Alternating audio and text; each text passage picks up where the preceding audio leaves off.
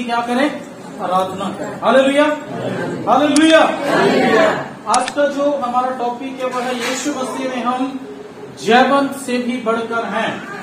अपने पड़ोसी से हाथ मिलाएं, यीशु में हम जयवंत से भी बढ़कर हैं। बोले यीशु मसीह में हम जयवंत से भी बढ़कर हैं। आमीन, हालेलुया, हालेलुया। आप लोग जितने भी परमेश्वर के भवन में हैं, आप सबको परमेश्वर बहुतायत से आशीष दे। और आज जितने लोग नहीं आए, परमेश्वर उनके हृदयों को कायल करे, उनके हृदयों से बातें करे, ताकि वो परमेश्वर की उपस्थिति को सम्मान दे। हालेलुया। वो उस बात को अपने जीवन में स्मरण रखे, कभी भी आपको ऐसे ही रहने नहीं देगा। Hallelujah, hallelujah. अपने पड़ोसी से हाथ मिलाए, बोली परमेश्वर जिसकी आप आराधना करते हो वो कभी भी आपको ऐसे रहने नहीं देगा। बोले वो उत्तम से उत्तम चीजों से, आशीषों से आपको भरेगा और अपनी बुद्धि और समझ से, ज्ञान से आपको भरेगा। बोले आमीन, हालेलुया। हम यीशु मसीह में जयवंत से भी बढ़कर, और यीशु मसीह में अगर नहीं है तो फिर क्या है? हाँ? अपने पड़ोसी से एक सवाल पूछ सकते हैं आप, पूछिए आप यीशु मसीह में जयवंत से भी बढ़कर हो? पूछिए। और आप पूछिए कि अगर यीशु मसीह में नहीं हो तो फिर क्या हो? डेफिनेशन कर सकते हैं, कुछ भी नहीं है तो क्या नहीं है, मतलब क्या नहीं हो सकते? बताइए। हालेलुया। कुछ भी नहीं का मतलब है फिर हम कुछ नहीं कर सकते, कुछ भी नहीं कर पाओगे। आप काम में हाथ डालोगे वहां पे भी असफलता, परिवार को सही दिशा में लेके जाने की कोशिश करोगे वहां पर भी असफलता, अच्छी पढ़ाई भी कर लोगे लेकिन वहां पर भी 10 नंबर से बेशक पास होगे, पूरे शहर में आप फर्स्ट आए, लेकिन फिर भी क्या है? असफलता। जब हम काम करते हैं तो कई लड़के जो वेटर का काम करते हैं, किसका काम करते हैं? वेटर का, है ना। तो जब हमारी बात उनसे होती थी तो वो पूछते थे भैया आप स्कूलिंग पढ़े नहीं हो? वो बोलते हैं कितना पढ़े? ग्रेजुएशन कर ली, बहुत सारी पढ़ाइयाँ कर ली, लेकिन अभी भी कोई अच्छा काम। और ये बात उसके लिए है जो परिपक्व हो चुकी। आज परिपक्व लोग भी पीछे को मुड़ना शुरू कर दिया। जो परिपक्व है, जो काफी समय से प्रभु में चल रहे, जिनको पौलुस कहते हैं अब तो तुम क्या हो जाने चाहिए? अन्न खाने वाले बन जाने चाहिए। अभी तक दूध पी रहे हो तुम, अभी तक तो तुम्हें अन्न खाने वाला बन जाना चाहिए था, अभी तक दूध पीकर चल रहे थे। Hallelujah, hallelujah. मृत्यु भी मुझे अलग नहीं कर सकती। वहां पर सामने भी मृत्यु थी, पीछे भी मृत्यु थी, लेकिन मूसा जानता था क्योंकि उसकी मुलाकात परमेश्वर से हुई। और वो कहता है तुम डरो मत, आज खड़े खड़े क्या देखो तुम? उसके उद्धार का। अपने पड़ोसी से हाथ मिलाएं, बोले उसके उद्धार का काम अगर देखना है तो विश्वास को कमजोर नहीं होने देना। बोले कुछ भी हो जाए, चाहे मृत्यु, चाहे समस्याएं, परेशानियां, कुछ भी समस्याएं, कुछ भी परिस्थितियां आपके सामने हो, आपने पीछे नहीं मुड़ना, क्योंकि यीशु मसीह आपके साथ है, तो वो आपको अकेला नहीं छोड़ेंगे। आमीन, हालेलुया, हालेलुया। सबसे पहली बात क्या है? मृत्यु, है ना। क्या बोल रहे पौलुस? मृत्यु, है ना। दूसरी बात ना जीवन। देखिए मृत्यु के बारे में हमने बहुत कुछ सीख लिया है। मृत्यु का मतलब है कि आपके जीवन में चाहे ऐसी समस्या आ जाए जो आपको मृत्यु की तरफ ले जाए, या आपकी जान पर बन पड़े, मृत्यु पर आ जाए बातें, तब भी आपको पीछे हटना नहीं। हालेलुया। चाहे आपके विरोध में कोई खड़ा भी हो जाए, हम तुम्हें मार देंगे, तब भी पीछे हटना नहीं। ये बात हो गया मृत्यु की। और फिर दूसरा, हम शरीर में तो मरेंगे, शरीर में मृत्यु हो गई, तो वो मृत्यु जो शरीर में हुई वो भी हमें परमेश्वर से अलग नहीं कर सकती। क्यों नहीं कर सकती? क्योंकि हम मरने के बाद किसके पास जाएंगे? अगर हम यीशु में हैं, उद्धार पाया, यीशु मसीह को अपना प्रभु स्वीकार किया हुआ है, तो हम कहाँ जाएंगे? किसके पास जाएंगे? यीशु के पास। क्योंकि यीशु वादा करके गए हैं, जहां मैं रहूं वहां तुम भी मेरे साथ। कहां पर? जहां पर यीशु है। Hallelujah, hallelujah, hallelujah. मृत्यु भी हमें उसके प्रेम से अलग नहीं कर सकती। दूसरी बात क्या है? ना जीवन, है ना। अब ये जो जीवन है, इस जीवन में बहुत सारी कठिनाइयां, समस्याएं, निराशाएं, परेशानियां आती हैं। तो इस जीवन के द्वारा जितनी भी इस जीवन में संघर्ष है, जितनी भी बातें हैं, कोई भी हमें परमेश्वर से अलग नहीं कर सकता। अलग नहीं कर सकता। आगे, न प्रधानताएं, न प्रधानताएं, न वर्तमान, न वर्तमान, न भविष्य। न भविष्य मतलब वर्तमान क्या है? Present tense. कौन सा टेंस है? प्रेजेंट टेंस, है ना। फिर आगे, न भविष्य। भविष्य कौन सा है? फ्यूचर टेंस, है ना। ये ना वर्तमान, ना भविष्य और न सामर्थ, ना सामर्थ, न ऊंचाई, ना ऊंचाई, न गहराई, ना गहराई और न कोई और सृष्टि हमें परमेश्वर के प्रेम से जो हमारे प्रभु यीशु मसीह में अलग कर सकेगी। और ना और कोई सृष्टि हमें परमेश्वर के प्रेम से जो हमारे प्रभु यीशु मसीह में है, जो हमारे प्रभु यीशु मसीह में है, अलग कर सकेगी। अलग कर सकेगी। कोई भी हमें अलग नहीं कर सकेगा। इसका मतलब क्या है? जितनी हम समस्याओं का सामना करते हैं, जितनी बातें हमारे साथ जुड़ी हैं, वो सब बातें, इन सब जो वचन हमने पढ़ा अभी, उनमें लिखी गई हैं। हाँ? कोई भी सृष्टि, ये सारी बातें भी मिलकर, और कोई भी सृष्टि हमें परमेश्वर के प्रेम से अलग नहीं कर सकती। Hallelujah, hallelujah. तो आज क्यों कई बातें हमें परमेश्वर से अलग करती हैं? हाँ जी, क्यों करती हैं?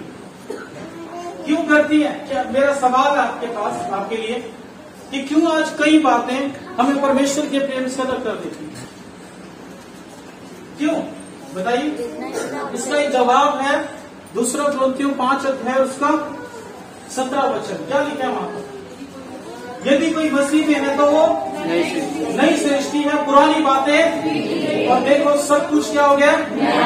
अगर सब कुछ नया हुआ है ना, तो फिर आप कभी भी पुरानी चीजों में नहीं जाओगे, कभी भी बैक नहीं देखोगे। मुझे उसने ये बोला था, मुझे ये बोल दिया, मुझे रख लिया, मुझे हटा दिया। मैं तो जब फैक्ट्री में लगा था, मैं तो जब फैक्ट्री में लगी थी, मेरे को बहुत पूछते थे, अब उसकी वजह से मेरे को कोई पूछ नहीं रहा, वो तो मेरी शिकायत लगाती है, वो तो मेरा शिकायत लगाता है।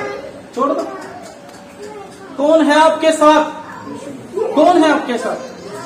है ना। मेरे तो काम की सब काट कर रहे हैं। मैंने तो अपना बिजनेस शुरू किया, वो मेरे विरोध में खड़ा हो गया, वो मेरे साथ खड़ा हो गया, वो मेरे बिजनेस के लेवल का बनाना चाहता है। अरे भाई, वो अपना कर रहा है, करने दो। आप प्रभु की तरफ देखकर चल रहे हो, प्रभु आपको कभी शर्मिंदा होने नहीं देगा।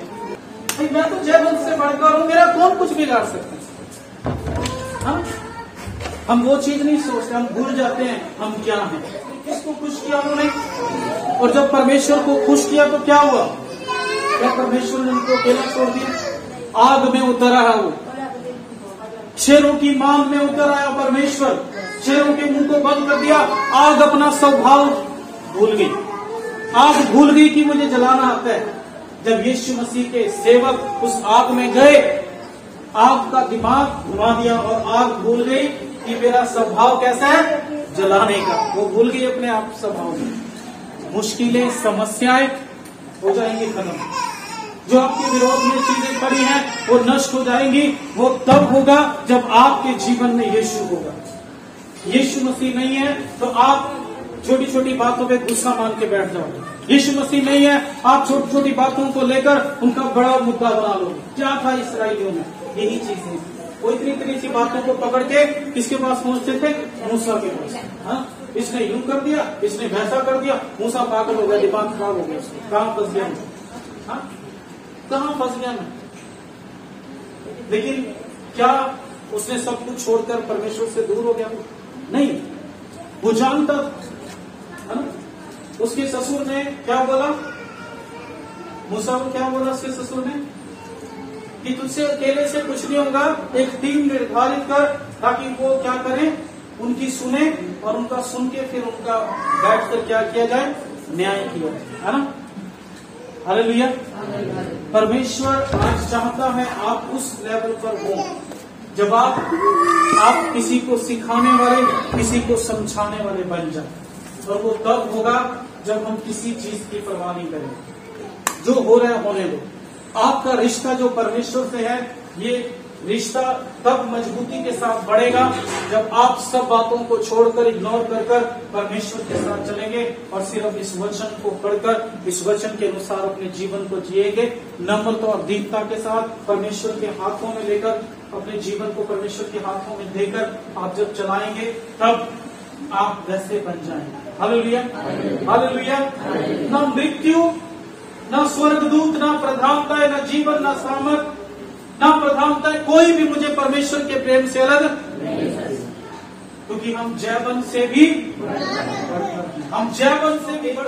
और उसका 27 वचन,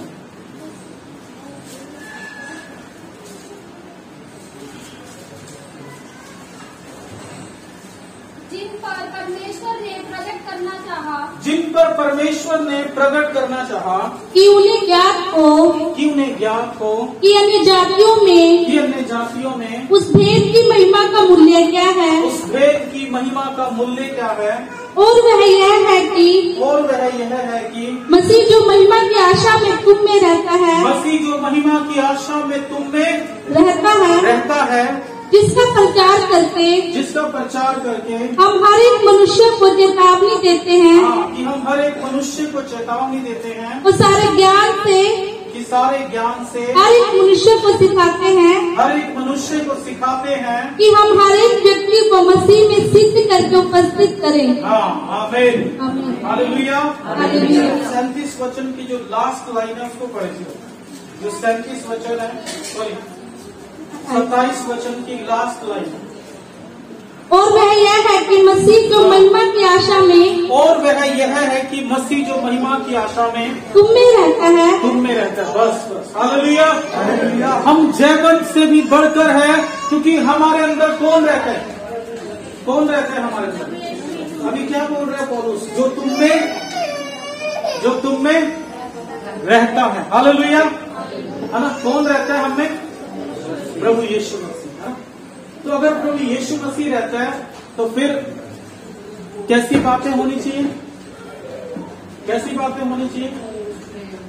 हाँ जी, कैसी बातें? जब यीशु रह रहे तो कैसी बातें होनी चाहिए? बोले यीशु जैसी बातें। क्या वो गर्मी लग रही है, पानी पीना किसी ने? हाँ जी, पीने में तो अभी ले आएंगे वो होगा, ठीक है। Hallelujah, hallelujah, hallelujah. हम परमेश्वर के लोग हैं और हमें कोई भी चीज उसके प्रेम से अलग नहीं कर सकती। हालेलुया। हमें कौन रहता है?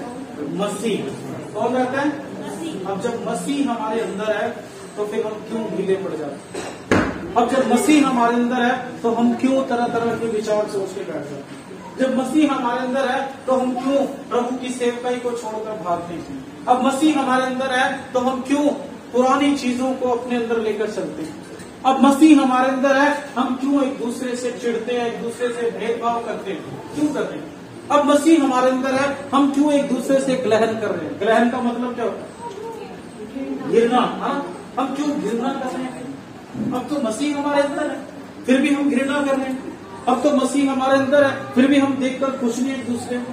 अब तो मसीह हमारे अंदर है, हम भी चेलों की तरह जब यीशु के साथ चलना शुरू हुए, चेले, मैं बैठूंगा सिंहासन पे प्रभु के साथ।